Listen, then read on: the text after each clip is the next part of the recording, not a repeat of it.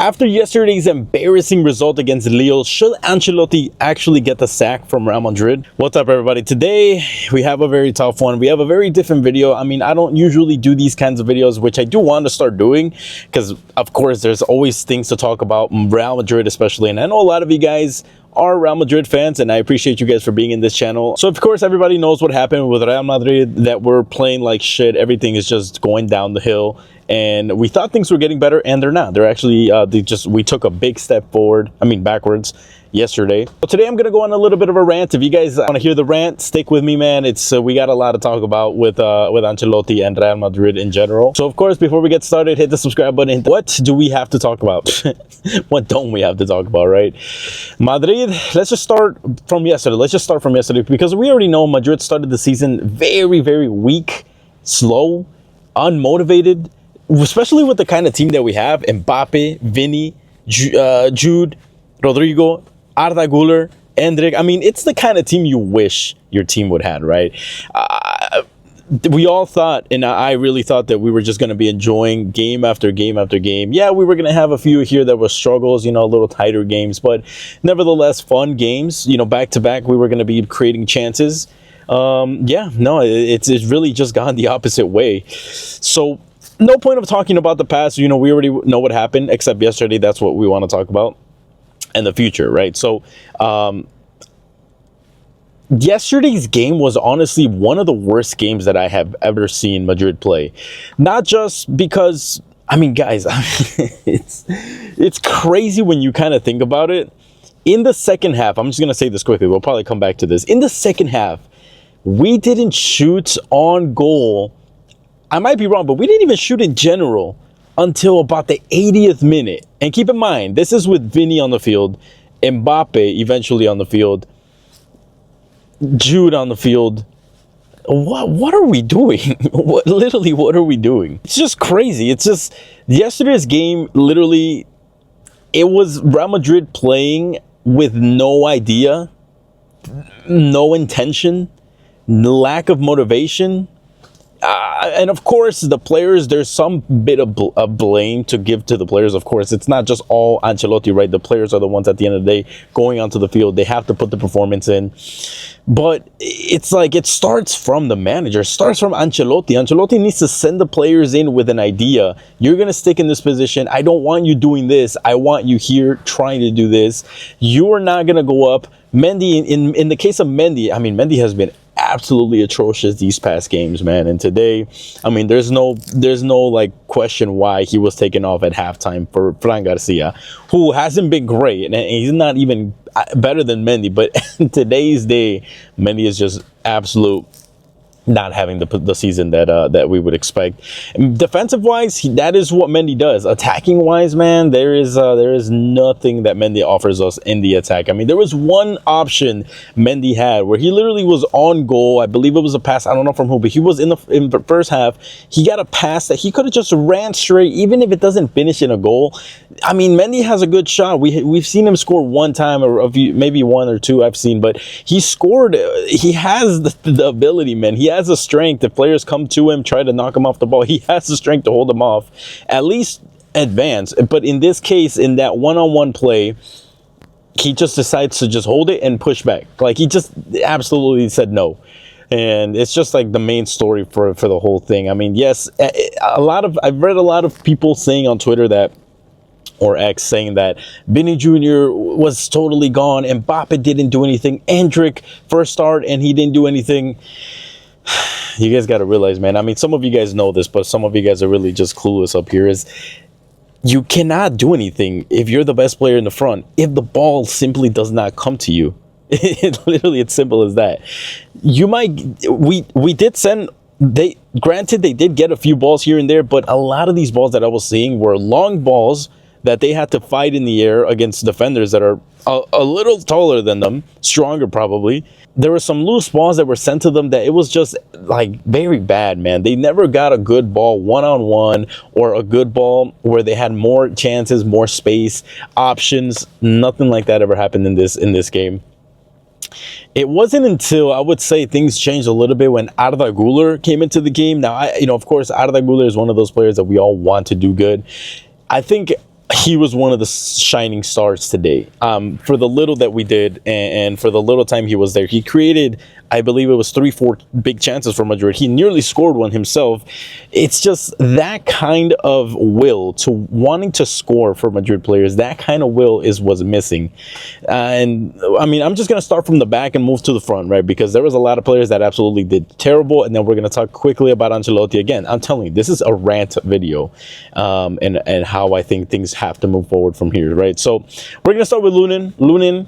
I mean, there's not much Lunin could have done. It's a penalty. He had to, we're not going to give him nothing. I'm going to give Lunin a rating of 5. He did actually, no, 6, because he did some very big saves. This could have been a 2-3-0 game. So definitely 6 for Lunin. Let's start from left back. Mendy, absolutely absent in the attack. Defending, he was also getting beaten in some balls. It was just non-existent. In this game, it really even shouldn't have been a game that Mendy started in general. It should have been a game that Fran Garcia started, because Mendy, yes, you want to play him in those big games where there's going to be dangers on the wing, right? Where there's your Saka's coming at you, your Salah coming at you.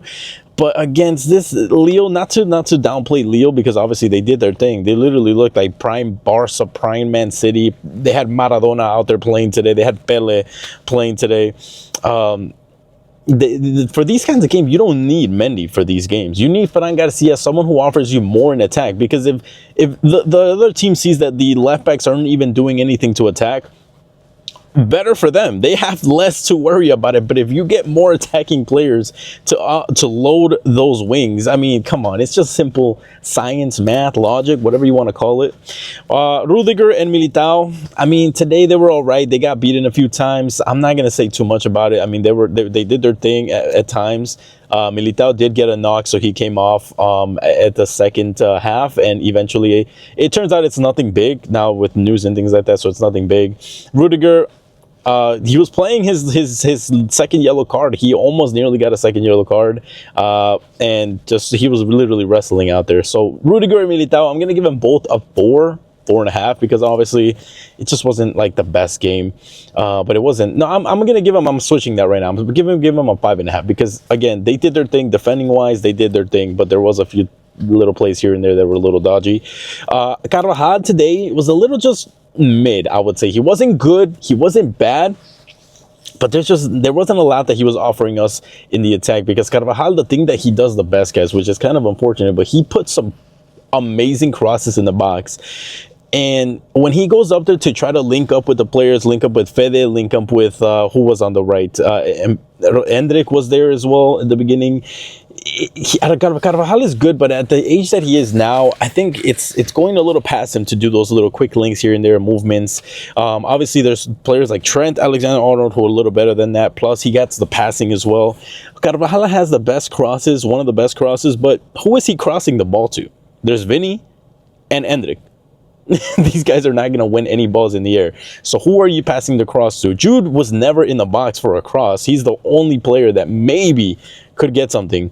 He was never in the box. So Carvajal was absolutely, had just passed back and forth, little link-up plays here, but there was really nothing that Carvajal offered for this game. So I'm going to give him a 5 for this one as well. In the midfield, this is where the big problem comes in with Madrid, man. The midfield is just, man, it is just unfortunate situation, because the players you see on paper, right? We have Camavinga, Fede, Bellingham. Maybe we won't count him because he was kind of an attacking midfield, but at the end of the day, he was there as well. So Bellingham, did I say Camavinga? Tchouaméni, there you go. You see these players on paper, you're like, damn, that is a good midfield, man. And we're playing not even playing defensive, because honestly, Camavinga and Tchouaméni today were just statues. They were literally statues, standing, not wanting to receive the ball, not looking for the pass, not opening into space. I would see Militao and Rudiger trying to play from the back, and it would just be like this. Rudiger to Mendy, Mendy back to Rudiger, Rudiger to Militao, Militao to Carvajal, Carvajal to Fede, Fede to Militao, Militao to Rudiger, Rudiger to Mendy, literally all game. I never saw something where Tchouaméni or Camavinga, now granted Camavinga is coming back from an injury, so maybe we give him a little merit, but at the end of the day, man, if you're not good for the game, if you're not good to play, I don't know why Ancelotti is playing Camavinga when you have Arda Güler excuse my French, on the fucking bench. Why is it that we're trying to play Camavinga? Now I get Camavinga is a box to box. He has that potential to break the line with speed and all that, but coming off of an injury like that, you're not gonna perform at your 100% like that. It just doesn't make sense. Having Arda Güler, who can literally play that center mid position, yes, he can play probably right wing, he can play center attacking mid, but he can definitely hold the ball down for you. He can try to create space. He has a creative mind. Camavinga's not ready for this game, not yet, and it's just unfortunate because that's literally what I saw from those two French midfielders, is just standing around, almost hiding from the ball, almost not wanting to receive it. I don't know if it's a lack of confidence. I don't know if it's just them not, I don't know. It was just very, very frustrating to see. And then Fede Valverde, it's hard to judge Fede Valverde because he tries to do so much for a team that does so little. I would see Fede Valverde going up and down. There was plays, yeah, he might have lost some balls, but he does something that a lot of our players are now doing right now, is trying to get the ball back. Trying to get the ball back when you lose the ball. That our players are not doing that. And Fede Valverde, he would lose some, yes, but he goes right after. There was a play where the ball was lost, I think, by Fran Garcia, and the guy was in. The player was in, and Fede literally sprinted from the half of the field and caught up and won the ball. That's the kind of player that Fede is. Granted, he didn't have his best game, but I can honestly give Fede a 7 today because he was just one of those players that has passion. You can tell right away when a player has passion and doesn't care about, and given that, Fede needs rest, man. Fede needs rest. I don't know when Ancelotti plans to give this guy rest, but Fede needs some freaking rest, man, because if not, he's gonna get injured pretty badly, and that's when we're gonna suffer a lot again. But Ancelotti, man, we'll talk about him in a little bit. Next up, we have Bellingham. I feel like Bellingham this game just felt a little lost. I feel like he didn't know really what his role was. He obviously saw that the midfield was struggling to bring the balls back up, and that's when I saw Bellingham really just go down as a center mid and leave his center attacking mid role, which is what he was playing. He would leave his center attacking mid role and he would try to go get those balls and push them up. He tried his best, he did, but it wasn't just, he was just lost, and there was nothing there for Bellingham attack wise. It was all him trying to do the job of Camavinga and Tchouaméni, try to do the job of a pivot because the balls were not coming. Literally, it was just from defense to midfield, to midfield to defense, to midfield to defense, and a long ball from defense to Mbappe or Endrick, who lost the ball came back, vice versa. It was very frustrating to watch that, man. So Bellingham, I feel like he was just lost this game. He had a few plays here and there, he tries to do his passing and all that. Bellingham was lost in this, so I'm gonna give him a 5.5, honestly, maybe just a regular 5. Now, Vinny and Endrick and Mbappe, I think honestly all of them have the same grade because Vinny, not only did he look lost and not get a lot of receptions and balls and this like that, he just looked very isolated without options. Whenever he finally received a ball, 2 defenders right on him, he can't do nothing. Same thing with Endrick. Even though Endrick did, I feel like one of the bright stars of this game is because he actually had that passion. You can tell right away, man. Endrick wanted it. Endrick wanted it so bad. So didn't do the best, but still at least showed that he wanted it. Mbappe, you can tell right away he's not ready for this game.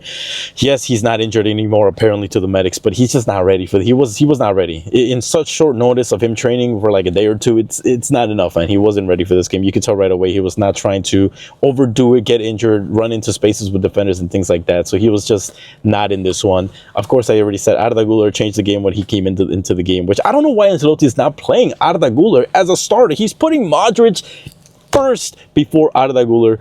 And I don't get it because Modric is just not the same Modric as we once had, man. And we have to get over the fact that Ancelotti has to get off the buddy system with him because you're my legendary player. I have to play you ahead of the freaking 19-year-old Turkish legend in the bench, man. I just don't understand. Arda Güler, every time he comes into the game, he makes a difference. Now, sure, he has his games where it's a little tough, he doesn't do much, but then again, that's because of the whole team not playing well. But you could tell right away, the moment Arda Güler came, we held on to the ball a little bit more. He had some key passes, he had some key plays that he almost scored. Man, it's just like sometimes you're like, how does Ancelotti not see this? Now, of course, there's a lot of things in play that we probably don't see behind closed doors, but man, Ancelotti. It's the team that isn't working, but because the team isn't working, it's not that, man. I mean, how is it that Lille goes out there with this team and they do that? And they play like that? How is it? Because they go out there with a plan. They go out there with a plan. How is it that Man City goes out there and does an amazing performance because they go out there with a plan? Barcelona, with the team that they have right now, they don't have an amazing team. They have literally like 8 first-team players injured. Almost injured. Araujo's injured. Frankie de Jong is injured. How is it that Barca is playing like prime Barca with a bunch of teenagers, but they're doing amazing? How? It's because they have literally a team. They have a plan, and they have a team that's willing to do anything for that plan. And that's where Ancelotti, I feel like, struggles a lot of it actually, because he just allows the players. He's like, yeah, go out there. You know what you got to do it. And sometimes it works, but I'm honestly glad that we lost today, because without losing today and what happened on Sunday versus Atletico Madrid, everything gets swept under the rug if we get a win today, a bullshit win is what I would call it. But today we didn't get a win, and he got exposed for the lack of tactics in a game like this. You know, how do you put in 2 pivot midfielders in a game like this, man? You have Arda on the bench. Put Arda in the midfield, or bring Jude Bellingham down. Put Arda as a center attacking mid, or I don't know, something different, man. Fran Garcia for Mendy. You know what I mean? Like, you have Arda did amazing on the right wing. I don't know. I have so many ideas of how this team could literally play better, but I'm not the coach at the end of the day, right? I don't get paid enough, so or at all. But yeah, Ancelotti definitely needs something to change. Or I don't see him getting sacked, even though I think that would be the best decision right now, because I think Madrid's plan is to bring Xabi Alonso next season for sure. But that's the bad thing, is that Florentino Perez right now is like this with Ancelotti. So Madrid could lose against Barcelona 5-4-0. They're not going to sack him this year, guys. So don't even think, or the question, is Ancelotti going to get sacked? He's never going to get sacked. He's either going to leave on his own accord, or they're going to agree to finish at the end of the season if we get nothing trophy-wise this season. Man, it's just very frustrating. But I think once Xabi Alonso gets in, things will be different, guys, and things will definitely be different. But the player attitude is something that definitely needs to change, because these player attitudes have been the worst I've seen. Let me know in the comments what you guys think. What do you think needs to happen? What do you think has to change? Because we have some tough games coming up, man. We have Villarreal literally on Saturday. We have, we're going to go into the international break, but then we have Dortmund coming up, and we have Milan coming up, and then Liverpool in the Champions League. So it's do or die at the moment, man. We got to get everything going. And then we got the Clásico a little bit later in October. So we have to change now. Like this game on Saturday, I even read that Toni Kroos was going to this game, and he's already been saying a lot of things, how it doesn't matter that I left.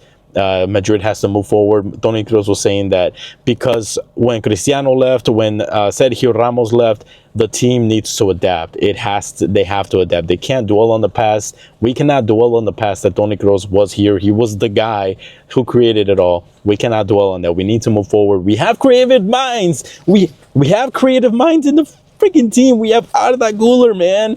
Why is he not playing? But let me know in the comments, what do you guys think? Drop a like if you guys made it to the end, man. I really appreciate it. Drop a comment down below. If you guys made it to the end, drop a la Madrid in the comments. I want to see how many of you guys made it to the end. Listen to me rant. But yeah, man, I'm gonna try to make more of these just rants videos, just the Real Madrid news discussions, things like that, because a lot of you guys are Madridistas. I'm a Madridista by heart. Anytime this team wins, lose, anything, we're there to see it. And in good and bad, Madridistas until the end. Again, drop a like, drop a sub, and I'll catch you guys in the next time. And I'll catch you guys in the next one, boys. Peace out.